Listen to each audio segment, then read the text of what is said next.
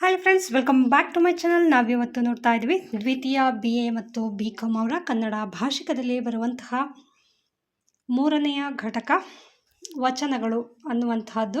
ಇದರಲ್ಲಿ ನಾವು ಈಗಾಗಲೇ ಹಿಂದಿನ ವಿಡಿಯೋದಲ್ಲಿ ಬಸವಣ್ಣನವರ ವಚನಗಳ ಬಗ್ಗೆ ನೋಡಿದ್ವಿ.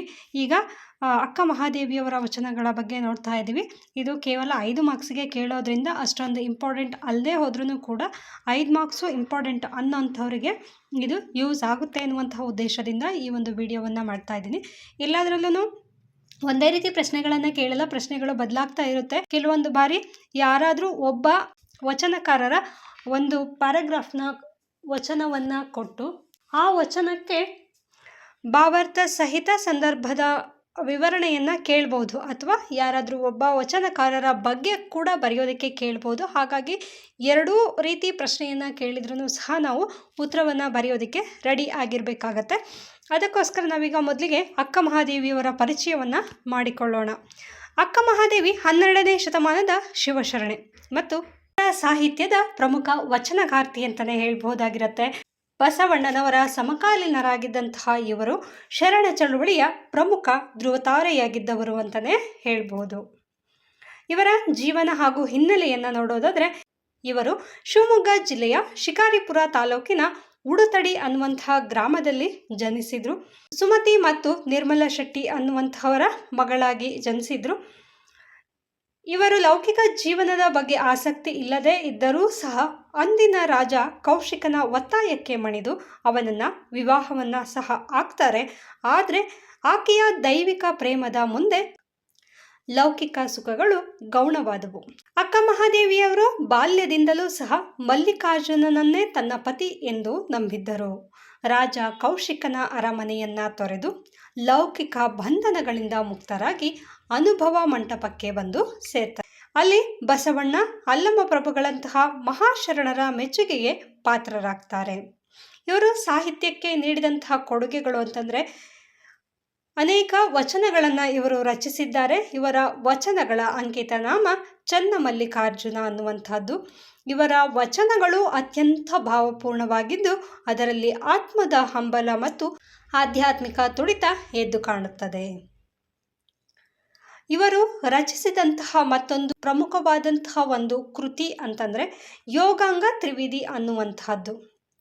ಇವರು ತನ್ನ ಜೀವನದ ಕೊನೆಯ ದಿನಗಳಲ್ಲಿ ಅಕ್ಕ ಮಹಾದೇವಿಯವರು ಶ್ರೀಶೈಲದ ಕದಳಿ ವನದಲ್ಲಿ ತಪಸ್ಸು ಮಾಡಿ ತಾನು ಆರಾಧಿಸಿದ ಚನ್ನಮಲ್ಲಿಕಾರ್ಜುನನಲ್ಲಿ ಲಿಂಗೈಕ್ಯರಾದರು. ಹಾಗೆಯೇ ಇವರು ರಚಿಸಿದಂತಹ ವಚನಗಳಲ್ಲಿ ಕೆಲವೊಂದು ಪ್ರಮುಖವಾದಂತಹ ವಚನಗಳನ್ನು ನಾನಿಲ್ಲಿ ತಗೊಂಡಿದ್ದೀನಿ. ಆ ವಚನಗಳಿಗೆ ಅರ್ಥವನ್ನು ನೋಡ್ತಾ ಹೋಗೋಣ. ವಚನ ಹೀಗಿದೆ: ಬೆಟ್ಟದ ಮೇಲೊಂದು ಮನೆಯ ಮಾಡಿ ಮೃಗಗಳಿಗಂಜಿದಂತಡೆಯ್ಯ, ಸಮುದ್ರದ ತಡಿಯಲೊಂದು ಮನೆಯ ಮಾಡಿ ನೊರೆ ತೊರೆಗಳಿಗಂಜಿದಂತಡೆಯ್ಯ, ಸಂತೆಯೊಳಗೊಂದು ಮನೆಯ ಮಾಡಿ ಶಬ್ದಕ್ಕೆ ನಾಚಿದಂತಡೆಯ್ಯ, ಚನ್ನಮಲ್ಲಿಕಾರ್ಜುನ ದೇವ ಕೇಳಯ್ಯ, ಲೋಕದೊಳಗೆ ಹುಟ್ಟಿದ ಬಳಿಕ ಸ್ತುತಿ ನಿಂದೆಗಳು ಬಂದಡೆ ಮನದಲ್ಲಿ ಕೋಪವ ತಾಳದೆ ಸಮಾಧಾನಿಯಾಗಿರಬೇಕು. ಇದು ವಚನ ಆಗಿರುತ್ತೆ.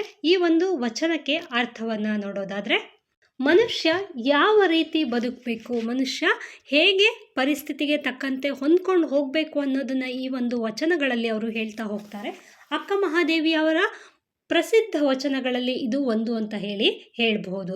ಬೆಟ್ಟ ಗುಡ್ಡ ಪ್ರದೇಶವೆಂದ ಮೇಲೆ ಅಲ್ಲಿ ಕಾಡು ಪ್ರಾಣಿಗಳು, ಕ್ರೂರ ಮೃಗಗಳ ಕಾಟ ಇದ್ದೇ ಇರುತ್ತೆ. ಅಂಥ ಒಂದು ಪ್ರದೇಶದಲ್ಲಿ ವಾಸ ಮಾಡಬೇಕಾಗಿ ಬಂದಂತಹ ಸಂದರ್ಭದಲ್ಲಿ ಆ ಪ್ರಾಣಿಗಳಿಗೆ ಅಂಜಿ ಕೂರುವುದು ಅರ್ಥವಿಲ್ಲದಂತಹ ನಡವಳಿಕೆ ಅನ್ನೋದು ಅಕ್ಕ ಮಹಾದೇವಿಯವರು ಹೇಳುವಂಥದ್ದು. ಬೆಟ್ಟದ ಮೇಲೆ ಮನೆ ಕಟ್ಟಿದ ಮೇಲೆ ಅಲ್ಲಿರುವ ಕಾಡು ಪ್ರಾಣಿಗಳಿಗೆ ಹೆದರಿದರೆ ಹೇಗೆ ಜೀವನ ಮಾಡೋದಕ್ಕೆ ಸಾಧ್ಯ ಆಗತ್ತೆ?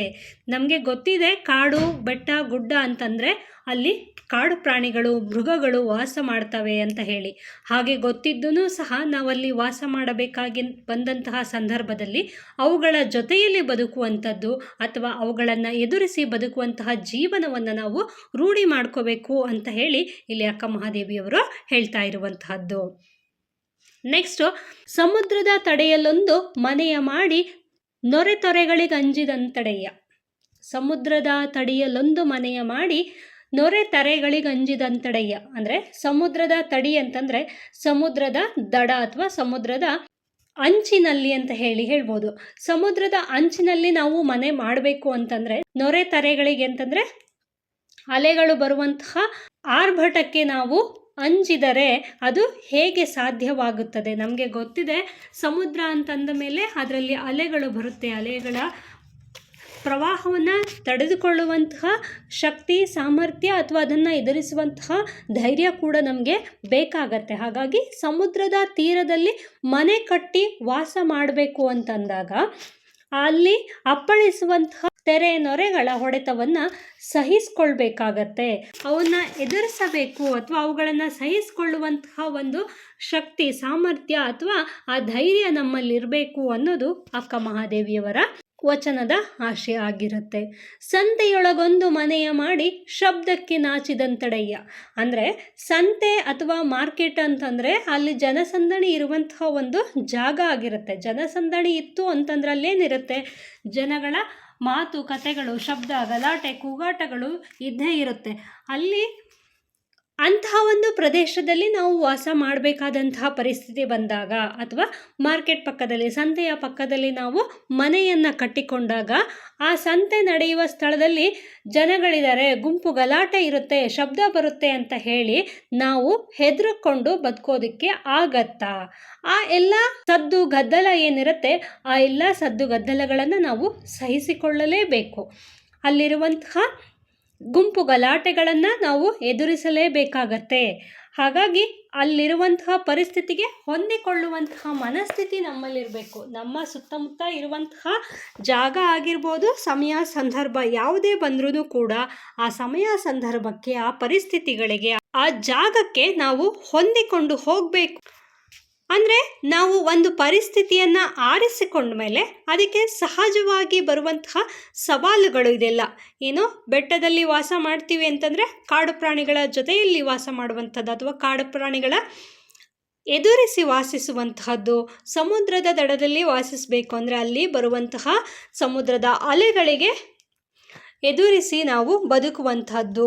ಹಾಗೆಯೇ ಸಂತೆಯಲ್ಲಿ ನಡೆಯುವಂತಹ ಶಬ್ದ, ಗಲಾಟೆ, ಕಿರಿಕಿರಿಯನ್ನು ಸಹಿಸಿಕೊಳ್ಳುವಂಥದ್ದು. ಇವೆಲ್ಲ ನಮಗೇನು ಜೀವನದಲ್ಲಿ ನಮಗೆ ಬರುವಂತಹ ಸವಾಲುಗಳಾಗಿರುತ್ತೆ. ಆ ಸವಾಲುಗಳನ್ನು ಎದುರಿಸಿ ಬದುಕುವಂತಹ ಶಕ್ತಿ, ಸಾಮರ್ಥ್ಯ, ಧೈರ್ಯ ಮನುಷ್ಯನಲ್ಲಿ ಇರಬೇಕು ಅನ್ನೋದು ಅಕ್ಕ ಮಹಾದೇವಿಯವರು ಹೇಳುವಂತಹ ಮಾತಾಗಿರುತ್ತೆ. ಇನ್ನು ಮುಂದುವರೆದು ಚನ್ನಮಲ್ಲಿಕಾರ್ಜುನ ದೇವ ಕೇಳಯ್ಯ ಅಂದರೆ ಅವರಿಲ್ಲಿ ತಾನು ಆರಾಧಿಸುವಂತಹ ದೇವನಲ್ಲಿ ಈ ಒಂದು ಪ್ರಶ್ನೆಯನ್ನು ಅಥವಾ ಈ ಒಂದು ಸಾಲುಗಳನ್ನು ಹೇಳ್ತಾ ಇರೋದು. ಲೋಕದೊಳಗೆ ಹುಟ್ಟಿದ ಬಳಿಕ ಸ್ತುತಿ ನಿಂದೆಗಳು ಬಂದಡೆ ಮನದಲ್ಲಿ ಕೋಪವ ತಾಳದೆ ಸಮಾಧಾನಿಯಾಗಿರಬೇಕು. ಅಂದರೆ ನಾವು ಈ ಒಂದು ಪ್ರಪಂಚದಲ್ಲಿ ಹುಟ್ಟಿದ್ದೀವಿ ಅಂತಂದರೆ, ಈ ಒಂದು ಸಮಾಜದಲ್ಲಿ ಹುಟ್ಟಿದ್ದೀವಿ ಅಂತಂದರೆ ಅಲ್ಲಿ ಅನೇಕ ರೀತಿಯಾದಂತಹ ಜನರಿರ್ತಾರೆ. ಅವರುಗಳ ಮನಸ್ಥಿತಿಗಳು ಒಂದೇ ರೀತಿಯಾಗಿ ಇರೋದಿಲ್ಲ. ಜನಗಳು ಎಷ್ಟು ವೈವಿಧ್ಯಮಯವಾಗಿ ಇರ್ತಾರೋ ಅಷ್ಟೇ ವೈವಿಧ್ಯಮಯವಾಗಿ ವಿಭಿನ್ನವಾಗಿ ಇರ್ತಾರೆ. ಜನಗಳು ಕೂಡ, ಅವರ ಯೋಚನೆಗಳು ಕೂಡ ವಿಭಿನ್ನವಾಗಿ ಇರುತ್ತೆ. ಇಲ್ಲಿ ಒಳಿತು ಕೆಡುಕು, ಮಾನ ಅಪಮಾನ, ಹೊಗಳಿಕೆ ತೆಗಳಿಕೆ ಎಲ್ಲವೂ ಸಹ ಇದ್ದೇ ಇರುತ್ತೆ. ಅದರ ನಡುವೆ ನಾವು ಬದುಕಬೇಕಾಗತ್ತೆ. ಈ ಸಮಾಜದಲ್ಲಿ ಅಥವಾ ಈ ಒಂದು ಲೋಕದಲ್ಲಿ ಹುಟ್ಟಿದ ಮೇಲೆ ನಮಗೆ ಜನ ಒಳ್ಳೆಯದನ್ನು ಹೇಳ್ಬೋದು ಅಥವಾ ಕೆಟ್ಟದ್ದನ್ನು ಸಹ ಹೇಳ್ಬೋದು. ಅಂದರೆ ಕೆಲವರನ್ನು ಕಂಡ್ರೆ ಅಸೂಯೆ ಇರುತ್ತೆ. ಅಂಥವ್ರು ಏನು ಮಾಡ್ತಾರೆ, ಅವ್ರನ್ನ ಕಂಡಾಗ ನಿಂದನೆ ಮಾಡುವಂತಹದ್ದನ್ನು ಕಾಣ್ಬೋದು ಅಥವಾ ಬೇಕು ಅಂತಲೇ ಅವರನ್ನು ಹೊಗಳುವಂತಹದ್ದನ್ನು ಸಹ ನಾವು ಕಾಣ್ಬೋದು. ಇಂತಹ ಎಲ್ಲ ವಿಚಿತ್ರವಾದಂತಹ ಜನತೆಯ ನಡುವೆ ನಾವು ಬದುಕಬೇಕಾಗತ್ತೆ. ಹಾಗಾಗಿ ನಮ್ಮ ಜೀವನಾದರ್ಶವನ್ನು ಕಂಡುಕೊಂಡು ದಿವ್ಯವನ್ನು ಸಾಧಿಸುವುದೇ ಭಕ್ತನ ಗುರಿಯಾಗಬೇಕು ಅನ್ನುವುದು ಅಕ್ಕ ಮಹಾದೇವಿಯವರ ಆಶಯವಾಗಿರುತ್ತೆ. ಯಾರೋ ಒಬ್ಬರು ಟೀಕೆ ಮಾಡಿದರು ಅಂತ ಹೇಳಿ ಆ ಟೀಕೆಗೆ ಹೆದರಿ ಅಂಜಿ ಕುಗ್ಗಬಾರ್ದು, ಅಥವಾ ಯಾರೋ ಹೊಗಳಿದ್ರು ಅಂತ ಹೇಳಿ ಆ ಹೊಗಳಿಕೆಯನ್ನು ನಾವು ಎಷ್ಟು ಬೇಕೋ ಅಷ್ಟೇ ತೆಗೆದುಕೊಳ್ಬೇಕು, ಅದಕ್ಕೋಸ್ಕರ ನಾವು ಬೀಗಬಾರದು. ಅದರಿಂದ ನಾವು ನಮ್ಮಲ್ಲಿರುವಂತಹ ಮನಸ್ಸಿನ ಮೇಲಿನ ಹಿಡಿತವನ್ನು ಕಳೆದುಕೊಳ್ಳುವಂತಹ ಸಾಧ್ಯತೆ ಇರುತ್ತೆ. ಹಾಗಾಗಿ ಜೀವನಾದರ್ಶವನ್ನು ಕಂಡುಕೊಂಡು ದಿವ್ಯವನ್ನು ಸಾಧಿಸುವುದೇ ಭಕ್ತನ ಗುರಿಯಾಗಬೇಕು ಅಂತ ಹೇಳಿ ಇಲ್ಲಿ ಅಕ್ಕ ಮಹಾದೇವಿಯವರು ಹೇಳ್ತಾರೆ. ಅಂದರೆ ಜನರು ಆಡುವಂತಹ ಮಾತುಗಳಿಗೆ ಅಥವಾ ಎದುರಾಗುವಂತಹ ಕಷ್ಟಗಳಿಗೆ ಮನಸ್ಸಿನಲ್ಲಿ ಯಾವುದೇ ಕಾರಣಕ್ಕೂ ಕೋಪವನ್ನು ಮಾಡ್ಕೋಬಾರದು. ಅದರ ಬದಲಿಗೆ ಸಮುದ್ರದ ಅಲೆಯಂತೆ ಅಥವಾ ಸಂತೆಯ ಶಬ್ದದಂತೆ ಅವುಗಳನ್ನು ಜೀವನದ ಒಂದು ಭಾಗವೆಂದು ಸ್ವೀಕರಿಸಿ ಸಮಾಧಾನಿಯಾಗಿರಬೇಕು. ತಾನು ನಂಬಿದ ಹಾದಿಯಲ್ಲಿ ಅಂದರೆ ತಾನು ನಂಬಿರುವಂತಹ ದೈವದ ಹಾದಿಯಲ್ಲಿ ಅಚಲವಾಗಿ ಸಾಗಬೇಕು ಎಂಬುದು ಈ ವಚನದ ಸಂದೇಶವಾಗಿರುತ್ತೆ. ಸಂಕ್ಷಿಪ್ತವಾಗಿ ಹೇಳಬೇಕು ಅಂದರೆ ಲೋಕದಲ್ಲಿ ಬದುಕುವಾಗ ಬರುವಂತಹ ಕಷ್ಟ, ನಷ್ಟ, ಟೀಕೆ, ಟಿಪ್ಪಣಿಗಳನ್ನು ಧೈರ್ಯದಿಂದ ಮತ್ತು ಶಾಂತವಾಗಿ ಎದುರಿಸಬೇಕು. ಸಮಾಜದ ಮಾತುಗಳಿಗೆ ಹೆದರಿ ನಮ್ಮ ಗುರಿಗಳನ್ನು ಬಿಡಬಾರದು ಎಂಬುದು ಅಕ್ಕ ಮಹಾದೇವಿಯವರ ಆಶಯವಾಗಿರುತ್ತೆ. ಇನ್ನು ನೆಕ್ಸ್ಟ್ ಇನ್ನೂ ಒಂದು ವಚನ, ಮುಖ್ಯವಾದಂತಹ ವಚನ ಅಂತಂದರೆ 6ನೆಯ ವಚನ. ನಿಮ್ಮ ಟೆಕ್ಸ್ಟ್ ಬುಕ್ನಲ್ಲಿ ನೋಡಿ, ಇದರಲ್ಲಿ ಹಾಕಿಲ್ಲ ನಾನು. ಚಂದನವ ಕಡೆದು ಕೊರೆದು ತೇದಡೆ, ಚಂದನವ ಕಡಿದು ಕೊರೆದು ತೇದಡೆ ನೊಂದೆನೆಂದು ಕಂಪ ಬಿಟ್ಟಿತ್ತೆ, ತಂದು ಸುವರ್ಣವ ಕಡಿದೊರೆದಡೆ ಬೆಂದು ಕಳಂಕ ಹಿಡಿಯುತ್ತೆ.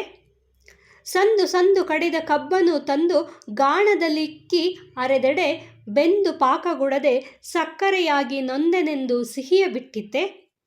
ನಾ ಹಿಂದೆ ಮಾಡಿದ ಹೀನಂಗಳೆಲ್ಲವ ತಂದು ಮುಂದಿಳುಹಲು ನಿಮಗೇ ಹಾನಿ.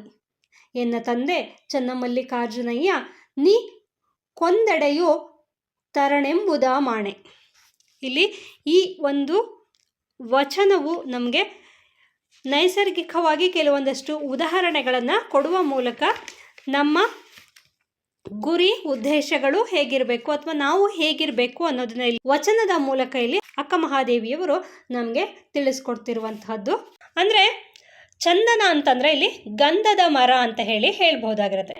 ಚಂದನವನ್ನು ಕಡಿದು ಕೊರೆದು ತೇದು ನೋಡಿದರೂ ಅದು ಸುವಾಸನೆಯನ್ನೇ ಕೊಡುವಂತೆ, ಚಂದನವ ಕಡಿದು ಅಂದರೆ ಗಂಧದ ಮರವನ್ನು ಕಡಿದು ಅಂದರೆ ಕೊಡಲಿಯಿಂದ ಕಡಿದು ಕಲ್ಲಿನ ಮೇಲೆ ತೇದ್ರೂ ಸಹ ನನಗೆ ನೋವಾಗತ್ತೆ ಅಂತ ಹೇಳಿ ಅದೇನಾದರೂ ತನ್ನ ಪರಿಮಳವನ್ನು ಬೀರೋದನ್ನು ನಿಲ್ಲಿಸುತ್ತಾ, ಅದು ನೀವೇನೇ ಮಾಡಿದ್ರೂ ಕೂಡ ತನ್ನಲ್ಲಿರುವಂತಹ ಪರಿಮಳವನ್ನು, ಸುವಾಸನೆಯನ್ನು ಬೀರೋದನ್ನು ನಿಲ್ಲಿಸೋದಿಲ್ಲ. ಗಂಧದ ಮರದ ಕೆಲಸವೇ ಅದು ಸುವಾಸನೆಯನ್ನು ಬೀರುವಂತಹದ್ದು. ಆ ಕೆಲಸವನ್ನು ಅದು ಯಾವತ್ತೂ ಕೂಡ ನಿಲ್ಲಿಸುವುದಿಲ್ಲ, ಬದಲಿಗೆ ಅದು ಮತ್ತಷ್ಟು ಪರಿಮಳವನ್ನು ನೀಡ್ತಾ ಹೋಗುತ್ತೆ. ನಮಗೆ ಹೆಚ್ಚು ಪರಿಮಳ ಬೇಕು ಅಂತಂದರೆ ಏನು ಮಾಡಬೇಕು, ಅದನ್ನು ಚೆನ್ನಾಗಿ ತೇಯಬೇಕು. ಆಗಲೇ ನಮಗೆ ಸುವಾಸನೆಯ ಪರಿಮಳ ಸಿಗೋದಕ್ಕೆ ಸಾಧ್ಯ ಆಗತ್ತೆ. ಆ ಗಂಧದ ಮರವನ್ನು ಕಡಿತೀವಿ, ತೇಯ್ತೀವಿ, ಅದಕ್ಕೆ ನೋವಾಗುತ್ತೆ ಅಂತ ಹೇಳ್ಬಿಟ್ಟು ನನಗೆ ನೋವಾಗ್ತಿದೆಯಪ್ಪ, ನೀವು ನನ್ನನ್ನು ಕಡಿದ್ಬಿಟ್ರಿ, ನನ್ನನ್ನು ಕಲ್ಲಿನ ಮೇಲೆ ತೇಯ್ತಾ ಇದ್ದೀರಾ, ನನಗೆ ನೋವಾಗ್ತಿದೆ ಅಂತ ಹೇಳಿ ಅದು ಸುವಾಸನೆಯನ್ನು ಕೊಡೋದು ನಿಲ್ಲಿಸತ್ತಾ? ಇಲ್ಲ ಅಲ್ವಾ? ಹಾಗೆಯೇ ನಾವೂ ಕೂಡ ನಮಗೆ ಏನೇ ಸಮಸ್ಯೆಗಳು ಬರಲಿ, ಏನೇ ಕಷ್ಟಗಳು ಇರಲಿ, ಅದನ್ನು ನಾವು ಎದುರಿಸಿ ನಮ್ಮ ಕೆಲಸವನ್ನು ನಾವು ಭಕ್ತಿಯಿಂದ, ಶ್ರದ್ಧೆಯಿಂದ ಮಾಡಬೇಕು ಅಂತ ಹೇಳಿ ಇಲ್ಲಿ ಅಕ್ಕ ಮಹಾದೇವಿಯವರು ಹೇಳುವಂತಹದ್ದು. ನೆಕ್ಸ್ಟು ಸುವರ್ಣವ ಅಂದರೆ ಚಿನ್ನ ಅಂತ ಹೇಳ್ಬೋದು. ಸುವರ್ಣ ಅಂದರೆ ಚಿನ್ನ ಅಂತ ಹೇಳಿ.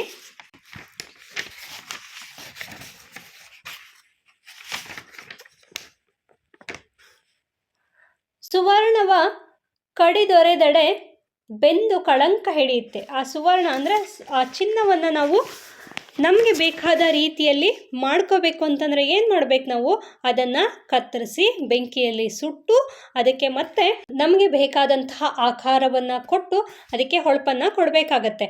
ಹಾಗೆಲ್ಲ ಮಾಡಿದ್ವಿ ಅಂತ ಹೇಳಿ ನಮ್ಮನ್ನು ಬೆಂಕಿಯಲ್ಲಿ ಬೇಯಿಸಿದ್ರು, ನನ್ನನ್ನು ಸುಟ್ಟಾಕಿದ್ರು, ನನ್ನನ್ನು ಕಟ್ ಮಾಡಿದ್ರು ಅಂತ ಹೇಳಿ ಆ ಚಿನ್ನ ಏನಾದರೂ ತನ್ನಲ್ಲಿರುವಂತಹ ಹೊಳಪನ್ನು ಕಳೆದುಕೊಳ್ಳೋದಿಲ್ವಲ್ಲ. ಹಾಗೇನೇ ಸಹ ನಾವೂ ಕಷ್ಟದ ಹಾದಿಯಲ್ಲಿ ಸಾಗಿದ್ರೂ ಅದು ಹೆಚ್ಚು ಪ್ರಕಾಶಿಸುತ್ತದೆ. ನಾವು ಎಷ್ಟು ಕಷ್ಟಪಡ್ತೀವಿ ನಮ್ಮ ಜೀವನದಲ್ಲಿ, ಆ ಕಷ್ಟಗಳು ನಮ್ಮನ್ನು ಜೀವನದ ಪಾಠವನ್ನು ಕಲಿಯೋದಕ್ಕೆ ಸುಗಮಗೊಳಿಸುತ್ತೆ. ಆ ಕಷ್ಟದಿಂದ ಯಾರೆಲ್ಲ ಬಂದಿರ್ತಾರೆ ಅವರಿಗೆ ಜೀವನ ಮಾಡೋದಕ್ಕೆ, ಎಲ್ಲಿ ಕರ್ಕೊಂಡು ಹೋಗಿ ಬಿಟ್ರೂ ಸಹ ಅವ್ರೇನು ಮಾಡ್ತಾರೆ, ಜೀವನ ಮಾಡೋದಕ್ಕೆ ಗೊತ್ತಿರುತ್ತೆ. ಹಾಗೆಯೇ ಕಷ್ಟದ ಹಾದಿಯಲ್ಲಿ ಯಾರು ಸಾಕ್ತಾರೆ ಅವರು ಹೆಚ್ಚು ಪ್ರಕಾಶಮಾನವಾಗಿ ಬೆಳೆಯೋದಕ್ಕೆ ಸಾಧ್ಯ ಆಗತ್ತೆ ಅಂತ ಹೇಳಿ ಅಕ್ಕ ಮಹಾದೇವಿಯವರು ಹೇಳುವಂತಹದ್ದು. ನೆಕ್ಸ್ಟು ಸಂದು ಕಡಿದ ಕಬ್ಬನು ತಂದು ಗಾಣದಲ್ಲಿಕ್ಕಿ ಅರೆದಡೆ ಬೆಂದು ಪಾಕಗುಡದೆ ಸಕ್ಕರೆಯಾಗಿ ನೊಂದನೆಂದು ಸಿಹಿಯ ಬಿಟ್ಟಿತ್ತೆ. ಅಂದರೆ ಈ ಕಬ್ಬನ್ನು ನಾವು ಹೇಗೆ ತಗೊಬರ್ತೀವಿ, ಅದನ್ನು ಕಡಿದ್ಬಿಟ್ಟು ಅದನ್ನು ತಂದು ಗಾಣದಲ್ಲಿ ಹಾಕಿ ಅದರಿಂದ ರಸವನ್ನು ತೆಗೆದು ಆ ರಸದಿಂದ ಬೆಲ್ಲ ಸಕ್ಕರೆಗಳನ್ನು ಮಾಡೋದಕ್ಕೆ ಸಾಧ್ಯ ಆಗತ್ತೆ. ಹಾಗೆ ಕಬ್ಬನ್ನು ತಂದು ಕಡಿದು ಗಾಣದೊಳಗೆ ಹಾಕಿ ಅರಿಯೋದನ್ನ ನೋಡಿ ಕಬ್ಬೇನಾದರೂ ನನಗೆ ನೋವಾಗುತ್ತೆ, ನನ್ನನ್ನು ಇಷ್ಟೆಲ್ಲ ಹಿಂಸೆ ಮಾಡ್ತಿದ್ದೀರಾ ಅಂತ ಹೇಳಿ ತನ್ನಲ್ಲಿರುವಂತಹ ಸಿಹಿಯನ್ನು ಕೊಡೋದನ್ನ ನಿಲ್ಲಿಸತ್ತಾ? ಇಲ್ಲ ಅಲ್ವಾ? ಹಾಗೇನೆ ನಾವೂ ಸಹ ಕಬ್ಬಿನ ರೀತಿಯಲ್ಲಿ ಜೀವನವನ್ನು ಮಾಡಬೇಕು. ಕಷ್ಟಗಳು ಬಂತು ಅಂತ ಹೇಳಿ ಹೆದರುಕೊಂಡು ಜೀವನ ಮಾಡೋದನ್ನು ನಿಲ್ಲಿಸಬಾರ್ದು ಅಂತ ಹೇಳಿ ಹೇಳ್ತಾ ಇದ್ದಾರೆ. ನಾ ಹಿಂದೆ ಮಾಡಿದ ಹೀನಂಗಳೆಲ್ಲವ ತಂದು ಮುಂದಿಳುಹಲು ನಿಮಗೆ ಹಾನಿ. ಅಂದರೆ ಹಾಗೆ ನಾನು ಕೂಡ ನನಗೆ ಎಷ್ಟೇ ಕಷ್ಟಗಳು ಬಂದ್ರೂ ಸಹ ಪರವಾಗಿಲ್ಲ, ನಾನೂ ಸಹ ಆ ಎಲ್ಲ ಕಷ್ಟಗಳನ್ನು ಸಹಿಸಿ ನಿನ್ನ ಪ್ರೀತಿಯನ್ನೇ ನಾನು ಬಯಸ್ತೀನಿ ಅಥವಾ ನಿನ್ನನ್ನೇ ನಾನು ಪ್ರೀತಿಸ್ತೀನಿ, ನಿನ್ನನ್ನೇ ನಾನು ಆರಾಧಿಸ್ತೀನಿ. ಹೇಗೆ ಈ ಎಲ್ಲ ವಸ್ತುಗಳು ತಮಗೆ ಸಂಕಷ್ಟ ಬಂದಾಗಲೂ ತಮ್ಮ ಮೂಲ ಸತ್ವವನ್ನು ಬಿಡುವುದಿಲ್ಲವೋ ಹಾಗೆಯೇ ನಿಜವಾದ ಜ್ಞಾನಿಗಳು ಅಥವಾ ಶರಣರು ಲೋಕದ ಕಷ್ಟ ನಷ್ಟಗಳಿಗೆ ಅಥವಾ ಟೀಕೆಗಳಿಗೆ ಹೆದರಿ ತಮ್ಮ ಶಾಂತತೆ ಮತ್ತು ದೈವ ಭಕ್ತಿಯನ್ನು ಬಿಟ್ಟು ಕೊಡುವುದಿಲ್ಲ ಅಂತ ಹೇಳಿ ಅಕ್ಕ ಮಹಾದೇವಿಯವರು ಹೇಳುವಂತಹದ್ದು. ಎನ್ನ ತಂದೆ ಚನ್ನಮಲ್ಲಿಕಾರ್ಜುನಯ್ಯ ನೀ ಕೊಂದಡೆಯೂ ಶರಣೆಂಬುದ ಮಾಣೆ. ಅಂದರೆ ಇಲ್ಲಿ ತಾನು ಪೂಜಿಸುವಂತಹ ತಾನು ಆರಾಧಿಸುವಂತಹ ದೈವನಲ್ಲಿ ಆಕೆ ಹೇಳುತ್ತಿರುವಂತಹದ್ದು ತನ್ನ ಆರಾಧ್ಯ ದೈವ ಆಗಿರುವಂತಹ ಚನ್ನಮಲ್ಲಿಕಾರ್ಜುನನಿಗೆ ಆಕೆ ಮೊರೆ ಇಡುವಂತಹದ್ದು, ನನ್ನ ತಂದೆಯೇ ನೀನು ನನ್ನನ್ನು ಕಷ್ಟಕ್ಕೆ ಈಡು ಮಾಡಿದರೂ ಸಹ ಅಥವಾ ನನ್ನನ್ನು ಕೊಂದರೂ ಸರಿ, ನನ್ನ ಅಚಲವಾದ ನಂಬಿಕೆ ಮಾತ್ರ ನಿನ್ನ ಮೇಲೆಯೇ ಇರುತ್ತದೆ.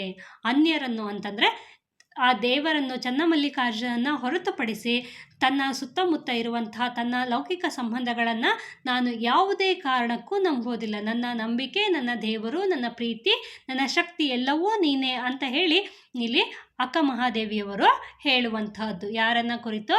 ಚನ್ನಮಲ್ಲಿಕಾರ್ಜುನನ ಕುರಿತು ಹೇಳುವಂತಹ ಸಾಲುಗಳಿದು. ಅಂದರೆ ಈ ಒಂದು ವಚನದಲ್ಲಿ ನಮಗೆ ಯಾವ ರೀತಿಯ ಸಂದೇಶವನ್ನು ಅಕ್ಕ ಮಹಾದೇವಿಯವರು ನೀಡ್ತಾ ಇದ್ದಾರೆ ಅಂತಂದರೆ, ಜೀವನದಲ್ಲಿ ಎಷ್ಟೇ ಅಡೆತಡೆಗಳು ನೋವುಗಳು ಎದುರಾದರೂ ಸಹ ನಮ್ಮ ಸಂಸ್ಕಾರ ಮತ್ತು ಭಕ್ತಿಯನ್ನು ಬಿಡಬಾರ್ದು. ಬೆಂಕಿಯಲ್ಲಿ ಬೆಂದ ಚಿನ್ನದಂತೆ ಕಷ್ಟದಲ್ಲಿ ಮನುಷ್ಯನು ಪಕ್ವವಾಗಬೇಕು ಎಂಬುದು ಈ ವಚನದ ಮುಖ್ಯ ಆಶಯವಾಗಿರುತ್ತೆ. ನೆಕ್ಸ್ಟ್ ಇನ್ನ ಒಂದು ಪ್ಯಾರಾಗ್ರಾಫ್ ಇದೆ, 5ನೇ ವಚನ. ತೆರಣಿಯ ಹುಳು ತನ್ನ ಸ್ನೇಹದಿಂದ ಮನೆಯ ಮಾಡಿ, ತೆರಣಿಯ ಹುಳು ತನ್ನ ಸ್ನೇಹದಿಂದ ಮನೆಯ ಮಾಡಿ, ತನ್ನ ನೂಲು ತನ್ನನ್ನೇ ಸುತ್ತಿ ಸಾವಂತೆ, ತನ್ನ ನೂಲು ತನ್ನನ್ನೇ ಸುತ್ತಿ ಸಾವಂತೆ, ಮನ ಬಂದುದನ್ನು ಬಯಸಿ ಬೇವುತ್ತಿದ್ದನಯ್ಯ, ಎನ್ನ ಮನದ ದುರಾಶೆಯ ಮಾಣಿಸಿ, ನಿಮ್ಮತ್ತ ತೋರ ಚನ್ನಮಲ್ಲಿಕಾರ್ಜುನ. ಇಲ್ಲಿ ಮನುಷ್ಯನ ಆಸೆಯ ಕುರಿತು ಆಕೆ ಇಲ್ಲಿ ಹೇಳ್ತಾ ಇರುವಂತಹದ್ದು. ತೆರಣಿಯ ಹುಳು ಅಂತಂದರೆ ಇಲ್ಲಿ ರೇಷ್ಮೆಯ ಹುಳು ಅಂತ ಹೇಳಿ ಹೇಳ್ಬೋದು. ರೇಷ್ಮೆ ಹುಳುಗೆ ತೆರಣಿಯ ಹುಳು ಅಂತ ಹೇಳಿ ಅಥವಾ ತರಣಿಯ ಹುಳು ಅಂತ ಹೇಳಿ ಹೇಳಲಾಗಿದೆ. ತೆರಣಿಯ ಹುಳು ತನ್ನ ಸ್ನೇಹದಿಂದ ಮನೆಯ ಮಾಡಿ, ತನ್ನ ನೂಲು ತನ್ನನ್ನೇ ಸುತ್ತಿ ಸಾವಂತೆ. ಅಂದರೆ ಆ ಹುಳು ಹೇಗೆ ಬದುಕತ್ತೆ ಅಂತಂದರೆ, ಚಿಕ್ಕ ಮರಿಯಿಂದ ದೊಡ್ಡದಾಗ್ತಾ ಆಗ್ತಾ ಬಂದಾದ್ಮೇಲೆ ಏನು ಮಾಡುತ್ತೆ, ಅದು ತನ್ನ ಬಾಯಿಯಿಂದ ನೂಲನ್ನು ಬಿಡೋದಕ್ಕೆ ಶುರು ಮಾಡುತ್ತೆ. ಆ ನೂಲಿಂದ ಏನು ಮಾಡುತ್ತೆ, ತನ್ನ ಸುತ್ತ ತಾನೇ ಒಂದು ಮೊಟ್ಟೆಯ ರೀತಿಯಲ್ಲಿ ಮನೆಯನ್ನು ಕಟ್ಕೊಳ್ಳೋದಕ್ಕೆ ಶುರು ಮಾಡುತ್ತೆ. ಆದರೆ ಅದಕ್ಕೆ ಗೊತ್ತಿದೆಯೋ ಗೊತ್ತಿಲ್ವೋ ಗೊತ್ತಿಲ್ಲ, ಆ ಮೊಟ್ಟೆ ಒಳಗಡೆ ಏನು ಆ ಹುಳು ಇರುತ್ತೆ ಅದು ಆ ಮೊಟ್ಟೆಯಿಂದ ಹೊರಗಡೆ ಬರೋದಕ್ಕೆ ಆಗದೆ ಅಲ್ಲೇ ಸತ್ತೋಗುತ್ತೆ. ಈ ವಚನದಲ್ಲಿ ಅಕ್ಕ ಮಹಾದೇವಿಯವರು ಮನುಷ್ಯನು ಹೇಗೆ ತನ್ನ ಆಸೆಗಳ ಸುಳಿಯಲ್ಲಿ ತಾನೇ ಸಿಕ್ಕಿ ಹಾಕಿಕೊಳ್ಳುತ್ತಾನೆ ಎಂಬುದನ್ನು ಹೇಳ್ತಾ ಇದ್ದಾರೆ. ಈ ಒಂದು ರೇಷ್ಮೆ ಹುಳುವನ್ನು ಇಲ್ಲಿ ನಮಗೆ ಉದಾಹರಣೆಯಾಗಿ ಬಳಸಲಾಗಿದೆ. ರೇಷ್ಮೆ ಹುಳು ತನ್ನ ಬಾಯಿಂದ ಬರುವಂತಹ ನೂಲಿನಿಂದ ತನ್ನ ಸುತ್ತಲೂ ಒಂದು ಗೂಡನ್ನು ಮಾಡ್ಕೊಳ್ಳುತ್ತೆ. ಆ ಗೂಡನ್ನು ಮನೆ ಅಂತ ಹೇಳ್ಬೋದು. ಗೂಡನ್ನು ಮಾಡ್ಕೊಳ್ಳುತ್ತೆ. ಅದು ಆ ಗೂಡನ್ನು ಕಟ್ಟುತ್ತಾ ಹೋಗುವಾಗ ತನಗೆ ತಾನೇ ಸರಿಯಾಗುತ್ತಿದ್ದೇನೆ ಎಂಬ ಅರಿವಿರುವುದಿಲ್ಲ. ಆ ಗೂಡನ್ನು ಅದೇನು ಕಟ್ಟೋದಕ್ಕೆ ಶುರು ಮಾಡುತ್ತೆ, ಅದಕ್ಕೆ ಗೊತ್ತಿಲ್ಲ ಅದರೊಳಗಡೆ ತಾನು ಸಿಗಾಕೊಳ್ತೀನಿ ಅಂತ. ಒಟ್ಟಿನಲ್ಲಿ ತನ್ನ ಸುತ್ತ ಅದು ನೂಲಿನಿಂದ ಗೋಡೆಯನ್ನು ಕಟ್ಟೋದಕ್ಕೆ ಶುರು ಮಾಡುತ್ತೆ. ಅಂತಿಮವಾಗಿ ಆ ಗೂಡಿನೊಳಗಡೆ ತನ್ನದೇ ನೂಲಿನ ಗೂಡಿನೊಳಗೆ ಸಿಲುಕಿ ಅದು ಪ್ರಾಣವನ್ನು ಸಹ ಬಿಡುತ್ತೆ. ಅದಕ್ಕೆ ಗೊತ್ತಿರಲ್ಲ ತಾನು ಮನೆಯನ್ನು ಕಟ್ಟುವಾಗ ತಾನು ಇದರಲ್ಲೇ ಸತ್ತೋಗ್ತೀನಿ ಅಂತ. ಆದರೆ ಆದ್ರೂ ಸಹ ಅದೇನು ಮಾಡುತ್ತೆ, ತನ್ನ ಸುತ್ತ ಅದು ತನ್ನ ನೂಲಿಂದನೇ ಮನೆಯನ್ನು ಕಟ್ಟೋದಕ್ಕೆ ಶುರು ಮಾಡುತ್ತೆ. ಇದು ಹೇಗೆ ಅಂತಂದರೆ, ಮನುಷ್ಯನಾದವನು ಏನು ಮಾಡ್ತಾನೆ, ತನ್ನ ಲೌಕಿಕ ಸುಖ ಆಸೆ ಆಕಾಂಕ್ಷೆಗಳನ್ನು ಈಡೇರಿಸ್ಕೊಳ್ಳೋದಕ್ಕೆ ಸಂಸಾರವನ್ನು ಮಾಡ್ಕೋತಾನೆ. ಆ ಸಂಸಾರವನ್ನು ಇಲ್ಲಿ ರೇಷ್ಮೆ ಹುಳುವಿಗೆಯಲ್ಲಿ, ರೇಷ್ಮೆ ಗೂಡಿಗೆಯಲ್ಲಿ ಹೋಲಿಕೆಯನ್ನು ಮಾಡಲಾಗಿದೆ. ಆ ಸುಖಗಳಲ್ಲೇ ಮುಳುಗಿ ಕೊನೆಗೆ ಅವುಗಳಿಂದ ಹೊರಬರಲಾರದೆ ಬೆಂದು ಹೋಗುತ್ತಾನೆ. ಹೇಗೆ ರೇಷ್ಮೆ ಹುಳು ತನ್ನ ಗೂಡಿನೊಳಗೆ ಸಿಕ್ಕಾಕೊಳ್ಳುತ್ತೋ ಹಾಗೆ ಮನುಷ್ಯನಾದವನು ಸಹ ಸಂಸಾರವೆಂಬ ಗೂಡಿನೊಳಗೆ ಸಿಕ್ಕಾಕೊಬಿಡ್ತಾನೆ. ಕೊನೆಗೇನಾಗುತ್ತೆ, ಅದರಿಂದ ಹೊರಬರೋದಕ್ಕೆ ಆಗದೆ ಬೆಂದು ಹೋಗುತ್ತಾನೆ. ಅಂದರೆ ತಾವೇ ಸೃಷ್ಟಿಸಿಕೊಂಡಂತಹ ಮೋಹದ ಜಾಲ ನಮಗೆ ಮೃತ್ಯುವಾಗುವುದನ್ನು ನಾವಿಲ್ಲಿ ಕಾಣಬಹುದಾಗಿರುತ್ತೆ. ಇನ್ನು ಕೊನೆಯ ಸಾಲುಗಳಲ್ಲಿ ನಾವು ನೋಡ್ಬೋದು, ಅಕ್ಕ ಮಹಾದೇವಿಯವರು ತಮ್ಮ ಆರಾಧ್ಯ ದೈವ ಚನ್ನಮಲ್ಲಿಕಾರ್ಜುನನ ಕುರಿತು ಹೇಳುವಂತಹ ವಿಚಾರ. ಚನ್ನಮಲ್ಲಿಕಾರ್ಜುನ, ನಾನು ಕೂಡ ಈ ವಿಷಯ ವಾಸನೆಗಳಲ್ಲಿ ನೊಂದು ಬೆಂದಿದ್ದೇನೆ. ಅಂದರೆ ಆಕೆಯೂ ಸಹ ಸಂಸಾರವೆಂಬ ಗೂಡಿನಲ್ಲೇ ಸಿಗಾಕೊಂಡು ಅದರಿಂದ ಬಹಳಷ್ಟು ನೋವುಗಳನ್ನು ಅನುಭವಿಸಿ ಕೊನೆಗೆ ಆ ಎಲ್ಲ ಲೌಕಿಕ ಜೀವನದಿಂದ ಹೊರಬಂದು ಜೀವನವನ್ನು ನಡೆಸುತ್ತಾ ಇರುವಂತಹದ್ದನ್ನು ಆಕೆ ಇಲ್ಲಿ ಹೇಳ್ಕೊಳ್ಳುವಂತಹದ್ದು. ನಾನು ಕೂಡ ಈ ವಿಷಯ ವಾಸನೆಗಳಲ್ಲಿ ನೊಂದು ಬೆಂದಿದ್ದೇನೆ. ರೇಷ್ಮೆಯ ಹುಳುವಿನಂತೆ ನಾನೇ ನಿರ್ಮಿಸಿಕೊಂಡ ಈ ಮಾಯೆಯ ಬಂಧನದಿಂದ ನನ್ನನ್ನು ಬಿಡಿಸು. ನನ್ನ ಮನಸ್ಸಿನ ಈ ದುರಂತವನ್ನು ಅಂದರೆ ಅಜ್ಞಾನವನ್ನು ದೂರ ಮಾಡಿ ನಿನ್ನ ದರ್ಶನದತ್ತ ನನ್ನನ್ನು ಕರೆದೊಯ್ಯು ಎಂದು ಅಕ್ಕ ಮಹಾದೇವಿಯವರು ಪ್ರಾರ್ಥನೆ ಮಾಡೋದನ್ನು ನಾವಿಲ್ಲಿ ಕಾಣಬಹುದಾಗಿರುತ್ತೆ. ಒಟ್ಟಿನಲ್ಲಿ ಈ ಒಂದು ವಚನದ ಸಂದೇಶ ಅಥವಾ ವಚನದಲ್ಲಿ ನಾವು ಏನನ್ನು ತಿಳ್ಕೋಬೇಕು ಅಂತಂದರೆ, ಮನುಷ್ಯನಾದವನು ಲೌಕಿಕ ಆಸೆಗಳ ಹಿಂದೆ ಬಿದ್ದು ತನ್ನ ಅಸ್ತಿತ್ವವನ್ನೇ ಕಳೆದುಕೊಳ್ಳಬಾರದು. ರೇಷ್ಮೆ ಹುಳುವಿನಂತೆ ಬಂದಿಯಾಗದೆ ಜ್ಞಾನದ ಮೂಲಕ ಆ ಬಂಧನದಿಂದ ಹೊರಬಂದು ದೈವತ್ವದತ್ತ ಸಾಗಬೇಕು ಎಂಬುದೇ ಈ ವಚನದ ಮೂಲ ಉದ್ದೇಶ ಆಗಿರುತ್ತೆ. ಇದಿಷ್ಟು ಈ ಒಂದು ವಚನಕ್ಕೆ ಸಂಬಂಧಪಟ್ಟಂತೆ ಇಲ್ಲಿ ಮುಖ್ಯವಾಗಿರುವಂತಹ ಒಂದಷ್ಟು ಕೆಲವು ವಚನಗಳನ್ನು ತೆಗೆದುಕೊಂಡು ಅದರ ಭಾವಾರ್ಥವನ್ನು ನಾನು ಇಲ್ಲಿ ವಿವರಿಸಿದ್ದೀನಿ. ಇದಿಷ್ಟು ನಿಮಗೆ ಯೂಸ್ ಆಗತ್ತೆ ಅಂತ ಅಂದ್ಕೊಳ್ತೀನಿ. ಇದಕ್ಕಿಂತ ಹೆಚ್ಚಾಗಿ ಇಲ್ಲಿ ನಮಗೆ ಏನು ಪ್ರಶ್ನೆಗಳು ಬರೋದಿಲ್ಲ, ಹಾಗಾಗಿ ಅದಷ್ಟೇ ಸಾಕು ಅಂತ ಅಂದ್ಕೊಳ್ತೀನಿ. ಇನ್ನು ಪಠ್ಯದ ಕೊನೆಯಲ್ಲಿ ನಿಮಗೆ ಕಠಿಣ ಪದಗಳು ಮತ್ತು ಅರ್ಥ ಅಂತ ಹೇಳಿ ಕೊಟ್ಟಿದ್ದಾರೆ, ಅದನ್ನು ಸ್ವಲ್ಪ ನೋಡ್ಕೋಬೇಕಾಗತ್ತೆ. ನಿಮಗೆ ಕಠಿಣ ಪದಗಳ ಅರ್ಥ ಅಂತ ಹೇಳಿ ಕೊಟ್ಟಿದ್ದಾರೆ ಪಠ್ಯದ ಕೊನೆಯಲ್ಲಿ, ಅದನ್ನು ಸಹ ನೀವು ನೋಡ್ಕೋಬೇಕಾಗತ್ತೆ. ಮೊದಲನೇದಾಗಿ ತಡಿ ಅಂತ ಹೇಳಿದೆ. ತಡಿ ಅಂತಂದರೆ ದಡ ಅಥವಾ ಸಮುದ್ರದ ದಡ ಅಂತ ಹೇಳ್ಬೋದು, ಅಥವಾ ಕೆರೆಯ ದಡ, ಸಮುದ್ರದ ದಡ, ಈ ರೀತಿ ಬರುವಂತಹ ಅಂಚು, ಕೊನೆಯಲ್ಲಿ ಬರುವಂತಹ ಸಮುದ್ರ ಅಥವಾ ನದಿ ಅಥವಾ ಏನೇ ಆಗಿರ್ಬೋದು, ಅಲ್ಲಿ ಕೊನೆಯಲ್ಲಿ ಬರುವಂತಹ ಅಂಚನ್ನು ದಡ ಅಂತ ಹೇಳಿ ಕರೆಯಲಾಗತ್ತೆ. ತೈಲ ಅಂತಂದರೆ ಎಣ್ಣೆ, ತರಣಿಯ ಹುಳು ಅಂತಂದರೆ ರೇಷ್ಮೆ ಹುಳು ಅಂತ ಹೇಳ್ಬಹುದು. ಇನ್ನು ನೆಕ್ಸ್ಟು ತಿಲ ಅಂತಂದರೆ ಎಳ್ಳು. ಇದು ನಿಮಗೆ ಗೊತ್ತಿರಬೇಕು, ಅಡುಗೆಗೆಲ್ಲ ಬಳಸ್ತಾರಲ್ಲ ಎಳ್ಳು, ಅದು ಎಳ್ಳು ಅಥವಾ ಸೆಸಮ್ ಅಂತ ಹೇಳ್ಬೋದು. ನೆಕ್ಸ್ಟು ನಿಧಾನ ಅಂತ ಹೇಳಿ, ನಿಧಾನ ಅಂದರೆ ನಿಧಿ ಅಂತ ಹೇಳಿ ಕರೆಯಲಾಗಿದೆ. ಇಲ್ಲಿ ಚಂದನ ಅಂದರೆ ಗಂಧ, ಸರ ಅಂದರೆ ಸ್ವರ, ಅದು ಆಡುಭಾಷೆ ಆಗಿರುತ್ತೆ ಸರ ಅಂತ ಹೇಳಿ. ಗಹ್ವರ ಅಂದರೆ ಗುಹೆ, ಇದು ನಿಮಗೆ ಗೊತ್ತಿರಲಿ. ನೂಲು ಅಂದರೆ ದಾರ. ಪಾಕಗೊಳ್ಳು ಅಂದರೆ ಬೆಂದು ಪಕ್ವವಾಗುವ ಆಹಾರ ಪದಾರ್ಥ. ನಾವು ಈ ಜಾಮೂನೆಲ್ಲ ಮಾಡೋದಕ್ಕೆ ಸಕ್ಕರೆ ಪಾಕ ಏನು ಮಾಡ್ತೀವಿ ಅದನ್ನೇ ಇಲ್ಲಿ ಹೇಳಲಾಗಿದೆ. ಪಾಕಗೊಳ್ಳೋದು ಅಂದರೆ ಬೆಂದು ಪಕ್ವವಾಗುವಂತಹದ್ದು. ನೆಕ್ಸ್ಟು ತೃಷೆ ಅಂತಂದರೆ ಬಾಯಾರಿಕೆ. ಮಜ್ಜನ ಅಂದರೆ ಸ್ನಾನ. ಕಂಪು ಅಂದರೆ ಸುವಾಸನೆ. ಸುವರ್ಣ ಅಂದರೆ ಚಿನ್ನ. ಇದಿಷ್ಟು ನಿಮಗೆ ಗೊತ್ತಿದ್ರೆ ಸಾಕಾಗುತ್ತೆ ಈ ಒಂದು ಪಠ್ಯಕ್ಕೆ ಸಂಬಂಧಪಟ್ಟಂತೆ. ಬೇಕು ಅಂತಂದರೆ ಇಲ್ಲಿ ಕೆಳಗಡೆ ಸಂದರ್ಭವನ್ನು ಸಹ ಕೊಟ್ಟಿದ್ದಾರೆ, ಇದನ್ನು ನೀವು ನೋಡ್ಕೊಬೋದು. ಈ ಒಂದು ಪಠ್ಯದ ಕುರಿತಾಗಿ ನಿಮ್ಗೇನಾದರೂ ಪ್ರಶ್ನೆಗಳಿಗೆ ಯಾವುದಾದ್ರೂ ಪರ್ಟಿಕ್ಯುಲರ್ ಆಗಿ ಉತ್ತರ ಬೇಕು ಅಂತಂದರೆ ನನಗೆ ಕಮೆಂಟ್ ಮಾಡ್ಬೋದು, ಅದಕ್ಕೆ ನಾನು ಉತ್ತರವನ್ನು ಸಹ ಕೊಡ್ತೀನಿ. ಸೊ ಇದಿಷ್ಟು ನಿಮಗೆ ಕ್ಲಿಯರ್ ಆಯಿತು ಅಂತ ಅಂದ್ಕೊಳ್ತೀನಿ. ಇದಕ್ಕೆ ಸಂಬಂಧಪಟ್ಟಂತೆ ಏನಾದರೂ ಪ್ರಶ್ನೆಗಳಿದ್ರೆ ಅಥವಾ ಏನಾದರೂ ಡೌಟ್ಸ್ ಇದ್ದರೆ ಅಥವಾ ಇನ್ನೂ ಏನಾದರೂ ಕೇಳಬೇಕು ಅಂತ ಇದ್ದರೆ, ಇನ್ನೂ ಏನು ಅರ್ಥ ಆಗಲಿಲ್ಲ ಅಂತಿದ್ರೆ ದಯವಿಟ್ಟು ಕಮೆಂಟ್ ಮಾಡಿ ಅಂತ ಹೇಳ್ತಾ, thank you for watching. Keep watching. Take care. Bye.